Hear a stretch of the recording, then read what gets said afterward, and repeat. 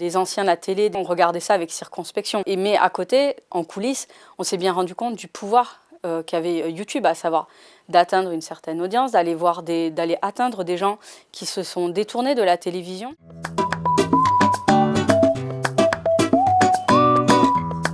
La télévision a longtemps été la reine des foyers. Chaque soir, elle rassemblait des millions de personnes autour d'un même programme. C'était un rituel. On regardait ensemble, on riait ensemble, on commentait ensemble. Aujourd'hui, les écrans n'ont pas disparu, ils se sont multipliés. Hors téléphone, ordinateur, tablette, la manière de consommer le contenu a changé. Les plateformes comme YouTube et Twitch occupent une place immense, surtout chez les jeunes générations. Elles ne diffusent pas seulement des vidéos, elles créent des communautés. Des créateurs deviennent des références, des événements naissent en dehors des grilles télévisées, et certains atteignent des audiences que la télévision n'avait jamais imaginées. Mais au fond, s'agit-il vraiment d'une guerre entre deux mondes, ou simplement une évolution logique de notre manière de partager des histoires ? Avant YouTube, avant Twitch, avant même Internet, il y avait la télévision. C'était plus qu'un écran, c'était une fenêtre sur le monde. Dans les années 1970, 80, 90 et même dans les années 2000, elle occupait une place centrale dans la maison, souvent dans le salon, sur un meuble en bois massif, parfois entouré d'une nappe ou de bibelots. Et quand on allumait le poste, tout le foyer se rassemblait. On regardait le journal de 20h, Les Enfants du Rock, Interville, Question pour un champion, le Big Deal. Alors moi, j'étais un peu trop jeune pour regarder tout ça, mais nos parents le savent. On savait que le soir, à une heure précise, on vivait tous le même moment. C'était un rituel collectif. Le programme imposait son rythme et on s'y adaptait. Ce qui paraît aujourd'hui impensable, attendre un horaire fixe pour regarder quelque chose. Mais à l'époque, c'était justement ce rendez-vous qui donnait sa valeur au moment. Il y avait une dimension de partage presque sacrée. Les familles discutaient, riaient, débattaient devant le poste, et même sans se parler, elles vivaient ensemble un instant commun. Les animateurs étaient des figures de confiance. Michel Drucker, Jean-Pierre Pernaut, Jean-Luc Reichmann, Nagui et Lise Lucet. Chacun incarnait un style, une émotion, une forme de proximité. On connaissait leurs voix, leurs expressions, leurs tics. Ils faisaient partie de notre quotidien comme des visages familiers qu'on retrouvait chaque semaine. La télévision, c'était aussi une hiérarchie claire. Des chaînes puissantes, des rédactions solides, des moyens techniques colossaux. Pour être diffusé, il fallait être choisi, validé, produit. Cela donnait à la télé une crédibilité presque institutionnelle. Quand une information passait à la télé, elle semblait vraie, incontestable. On peut dire que c'était le média de la confiance. Et puis, il y avait le rythme de la société autour d'elle. On dînait plus tôt pour ne pas rater son émission, on enregistrait sur VHS à l'époque si on devait sortir. Les grandes soirées télé, comme Sacrée Soirée, Nulle part ailleurs, Les Enfoirés, rassemblaient des millions de téléspectateurs. Des événements dont on parlait le lendemain, au bureau, à l'école et dans les journaux. La télévision, c'était une manière d'être ensemble. Elle crée du lien, de la discussion, des souvenirs communs.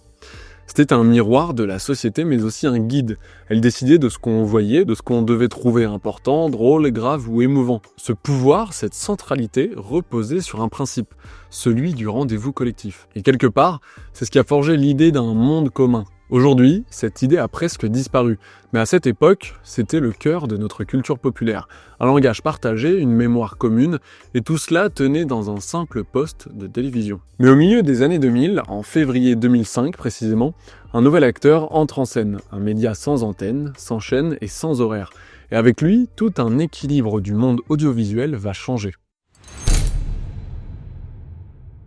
Au début, personne n'y croyait vraiment. YouTube, c'était un site un peu étrange où des inconnus postaient des vidéos de leurs chats, de tutoriels bricolés ou des parodies filmées dans des chambres mal éclairées. C'était artisanal, voire un peu chaotique, mais terriblement libre. Ce que la télévision contrôlait, YouTube l'a ouvert à tous. N'importe qui pouvait devenir son propre réalisateur, son propre monteur, son propre présentateur. Il suffisait d'une idée, d'une caméra et d'un peu de courage. C'était une révolution silencieuse, la démocratisation totale de la parole audiovisuelle. Très vite, une génération entière s'est emparée de ce nouvel espace. Des jeunes, souvent sans moyens, mais pleins d'imagination. Ils n'avaient pas besoin d'un plateau télé ni d'un producteur, ils avaient un micro, une connexion internet et surtout une chose essentielle, la liberté. Sur YouTube, on pouvait tout tenter. L'humour, le gaming, la musique, la science, les enquêtes, la cuisine, le sport, la politique, la vulgarisation. Chaque passion trouvait sa place, et surtout, pour la première fois, le public pouvait choisir ce qu'il voulait regarder. Ce n'était plus la grille d'un programme qui décidait, mais le spectateur lui-même. Après ça, le rapport à l'image a complètement changé.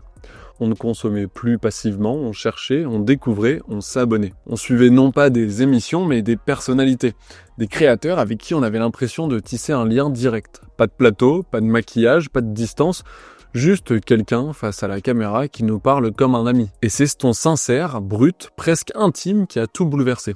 Les youtubeurs ont compris très tôt que la proximité valait parfois plus que la perfection. L'authenticité remplaçait la mise en scène et cette approche crée un sentiment d'appartenance très fort, celui d'une communauté. Petit à petit, ces communautés sont devenues des millions de spectateurs fidèles. Des créateurs sont devenus de véritables références culturelles.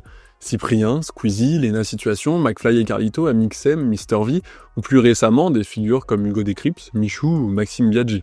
Tous ont bâti leur univers, leur ton, leur identité sans passer par les circuits traditionnels. Et puis, il y a eu Twitch, une autre étape dans cette transformation.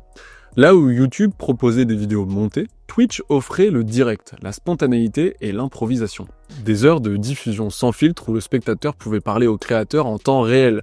C'était une révolution dans la relation entre celui qui crée et celui qui regarde. Le public ne voulait plus seulement regarder, il voulait participer, réagir, influencer et interagir. Le contenu n'était plus figé, il vivait, se transformait au fil des échanges. Et ça, la télévision n'avait jamais su le faire. Mais au fond, ce n'était pas une guerre entre deux mondes, c'était une mutation naturelle, une nouvelle manière de raconter, d'écouter et de partager.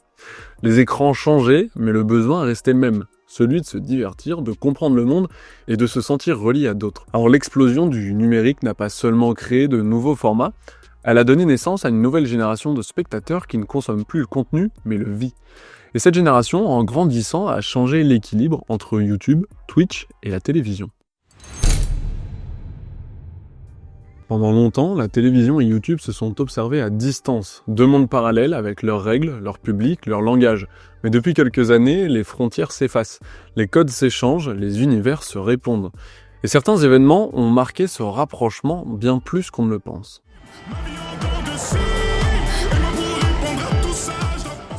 L'exemple le plus frappant, c'est sans doute le Grand Prix Explorer. Une course automobile imaginée par Squeezie qui réunit des créateurs, des pilotes, des célébrités et des millions de spectateurs. Il y a quelques jours, le 5 octobre 2025, le GP Explorer 3 est diffusé sur France Télévisions. Un événement conçu par un youtubeur repris par le service public. C'est un symbole fort, la télé ne regarde plus YouTube de loin. Elle s'en inspire et lui ouvre ses antennes. Ce n'est pas seulement une reconnaissance, c'est un tournant. Un contenu né sur Internet franchit la barre symbolique du petit écran sans perdre son identité. Le ton, la mise en scène, l'énergie, tout reste fidèle à YouTube, mais dans un cadre télévisé. Je pense aussi aux émissions de Danse avec les stars d'Internet, imaginées par Michou, et diffusées en collaboration avec TF1. Des alliances improbables il y a 10 ans, devenues naturelles aujourd'hui. Ce phénomène s'étend. Des créateurs comme Hugo Décrypte interviennent sur les grandes chaînes publiques, apportant leur approche pédagogique et directe. D'autres, comme McFly et Carlito, ont marqué tout le monde en s'invitant jusqu'à l'Élysée. Ce ne sont plus de simples influenceurs, mais des acteurs culturels à part entière. Et puis, il y a ceux qui ont fait le chemin inverse, des visages de la télé qui se sont aventurés sur le terrain du numérique. Parmi eux, Samuel Etienne, animateur de Questions pour un champion, journaliste, il décide un jour de lancer une émission sur Twitch, la matinée Etienne. Le concept est simple, il lit la presse en direct, échange avec le public, répond aux questions, discute de l'actualité sans filtre.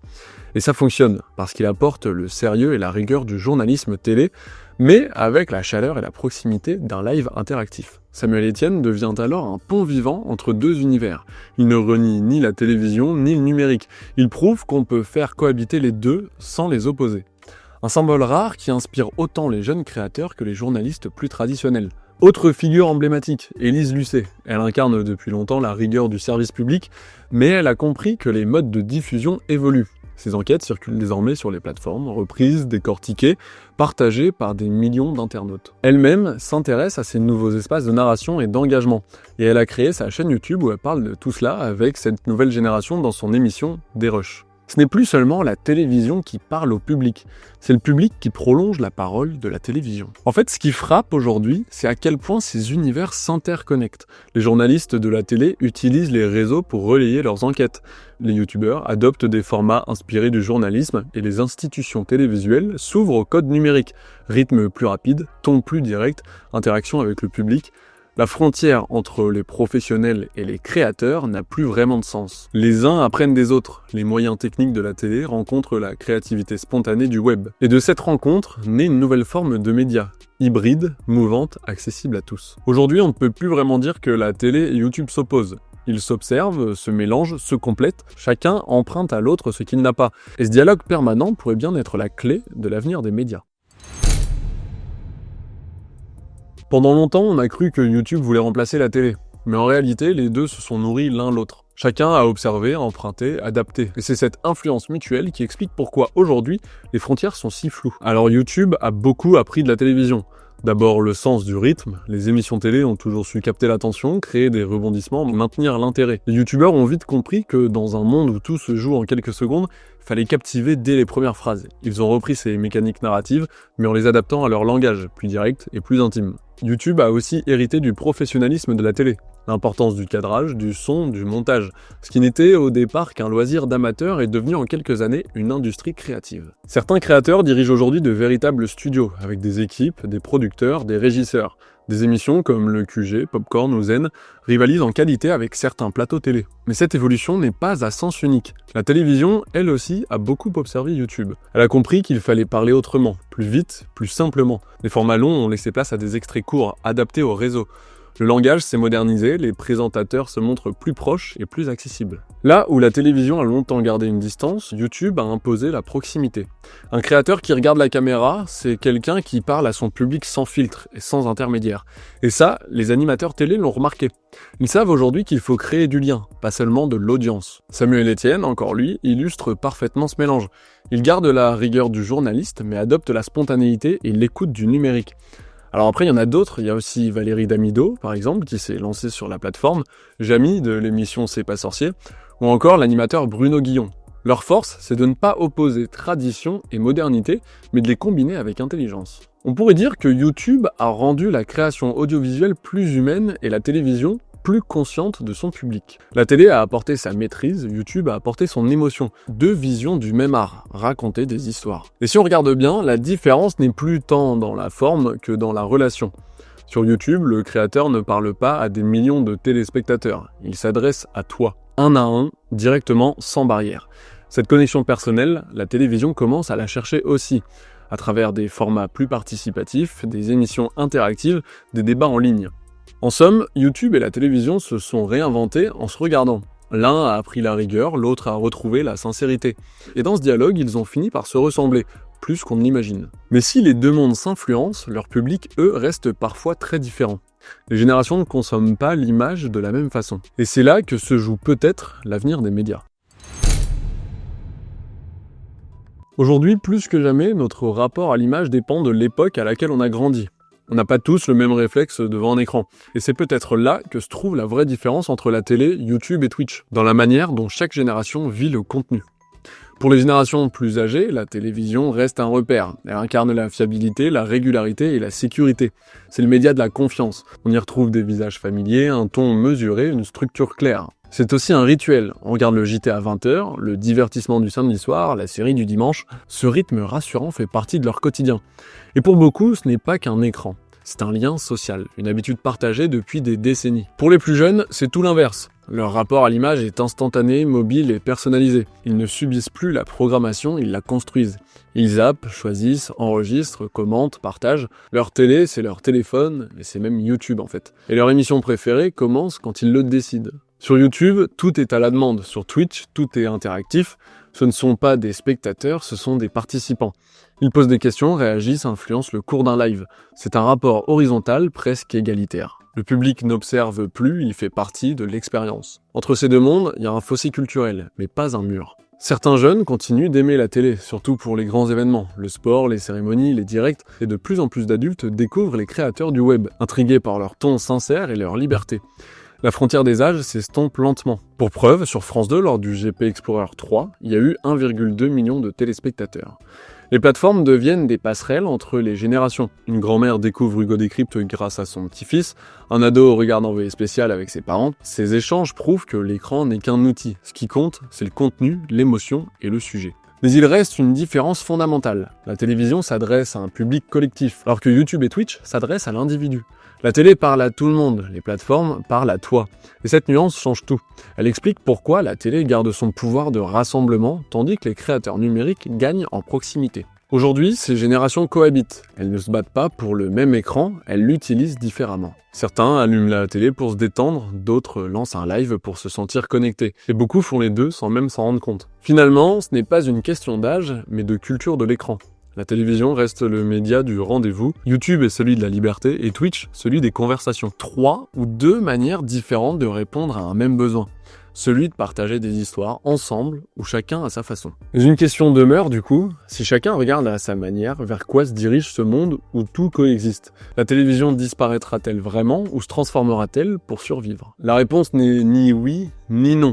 Bien que plus que non, parce que le monde de l'image n'est plus une ligne droite. C'est un grand carrefour où les routes se croisent, s'entremêlent et parfois même se confondent. Vous êtes un génie parce que votre boulot consiste à vous filmer en train de jouer à des jeux vidéo et à le diffuser. Et les gens vous regardent jouer et comme il y a de la pub, vous gagnez de l'argent. Ah, ça, je dois dire bravo. Pendant longtemps, on opposait la télé, symbole de l'ancien monde, et les plateformes, vitrines du nouveau. Mais aujourd'hui, ces univers s'observent, s'influencent et s'adaptent l'un à l'autre. La télévision ne disparaîtra pas. Elle changera de forme, comme elle l'a toujours fait. Internet ne prendra pas le relais, il continuera simplement de tracer sa propre voie. Les deux cohabiteront chacun avec ses forces, ses limites et son public. Peut-être que dans quelques années, on ne parlera même plus de télé ou de YouTube. On parlera simplement de contenu, de création, d'histoire. Et c'est sans doute ça, le vrai futur des écrans. Un monde où l'origine importe moins que l'émotion qu'on partage. Parce qu'au fond, qu'on soit devant une caméra de plateau ou un simple micro dans son appartement, on cherche tous la même chose. Raconter le monde à notre manière et divertir. Et peut-être que c'est là justement que la télé et Internet ne font plus qu'un. La télé n'est pas morte, elle a juste changé de chaîne. Alors j'aimerais savoir, dans les commentaires, votre avis. Est-ce que la télévision disparaîtra ou pas au profit de YouTube? C'est la question que je vous pose.